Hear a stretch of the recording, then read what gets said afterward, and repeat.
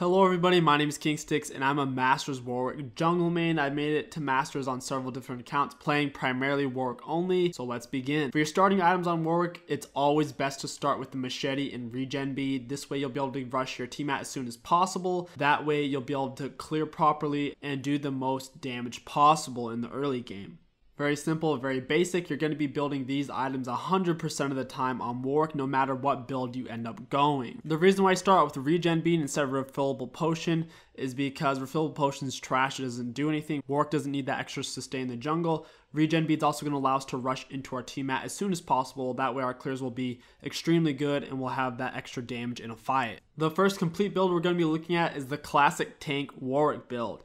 Overall, I feel like this is one of the better builds for lower elo. You're not really going to be building any support items on it because you don't want to have to rely on your teammates. And this build is going to give you a lot of damage while letting you remain very beefy and difficult to kill in a team fight. Now, you're still going to be rushing the same items I already talked about. You're going to be getting your Cinderhulk after you get your team at. Red Smite is always best on Warwick. Blue Smite, there's really no point. Tracker's Knife isn't going to give you the extra damage that you need in fights. After you have finished your Cinderhulk, I'll go for the Titanic Hydra, into Thornmail, into Spirit Visage, and then the final item I'll get is Gargoyle Stoneplate, which will make me incredibly tanky in a team fight. I try to use it once the enemies all start to focus onto me, kind of in the same way you'd use an hourglass. The next build is primarily for veteran Warwick junglers, or if you're smurfing or boosting. It is the super jump Warwick build. This is going to give you insane ult ranges and a really great chase down and overall damage. Your 1v1s are going to be really great. Your 2v2s are going to be strong. Your 3v3s are going to be strong. Overall, your team fights are going to be weaker than tank jungle Warwick, but for the pick potential 1v1s, 2v2s, and 3v3s, I believe it is well worth it. After you get your Titanic Hydra, you're just going to want to get Righteous Glory. You need Titanic Hydra first for the damage. After that, I'll go for a GA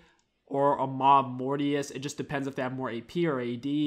I do really like this build and I use it all the time whenever I am smurfing or boosting. It's important to note that you don't really want to build this if your team doesn't have a single tank. If you don't have a tank on your team, you are still going to want to go the normal tank Warwick build or this third build that I'm about to mention. Okay, the third and final Warwick build that's worth playing and is probably the strongest if you're behind or you really need to pilfer your AD carry who is super fed, or as a hyper carry like Xayah, Twitch, Kalista, or 𝐂𝐨𝐦𝐢𝐧𝐠 would be the safe supporty Warwick. This is a very safe build. If you have a lot of damage on your team, this is going to be your best bet. So same thing, you're going to be going Red Smite Cinderhulk with Titanic Hydra. After that, I like to get Bramble Vest. That way enemy AD carry can't heal off of me. Right after that, I go straight for my Locket. It's going to give my team a huge AoE shield into Knight's Vow. After I finish Knight's Vow, then I'll finish building my Bramble's Vest into a Thornmail, and that should be my complete build. A lot of you might be wondering, well, you picked boots of mobility in all these builds. For your optional boots, we are going to be looking at Mobies, Tabbies, and Merc Treads. Overall, I do prefer boots of mobility. Since Warwick is an early mid-game jungler, boots of mobility will get you around the map, get you where you need to be. It will also increase your ultimate's range, which is very nice. But once again, they are cheap, really easy to get, and synergize well with Warwick's kit. If the enemy team does have multiple AD carries or many auto attack based champions like a Jax Tryndamere and then a normal ADC, Tabbies are a great choice.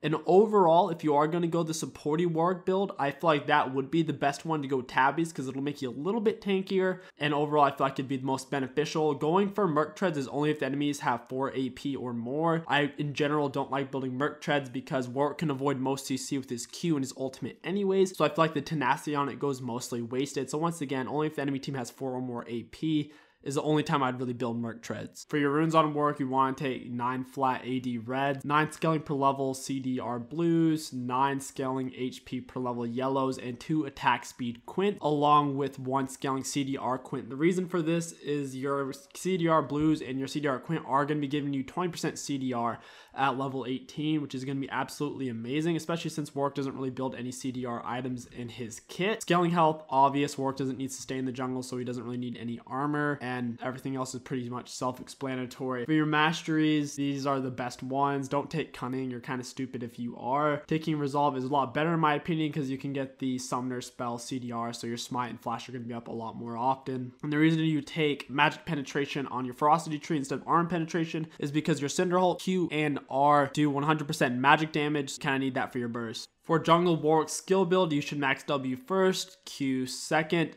and E last, and of course taking points in your ultimate whenever you can. Always start with your Q at level 1, W level 2, E level 3, then at that point you're going to want to max your W. The only time you max Q on Warwick is if you're playing him top lane because you need quick burst trade. The reason why maxing W is better on Warwick jungles is it's going to be giving you more movement speed, better ganks because of the movement speed.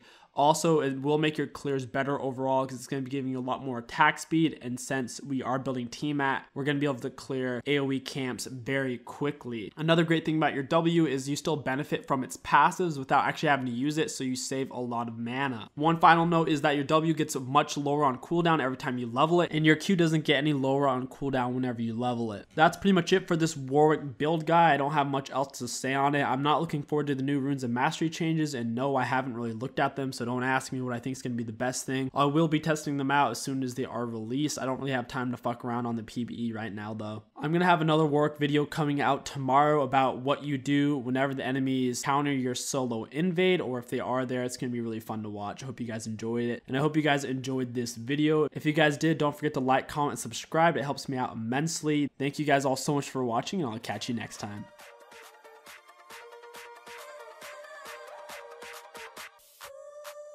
Yeah.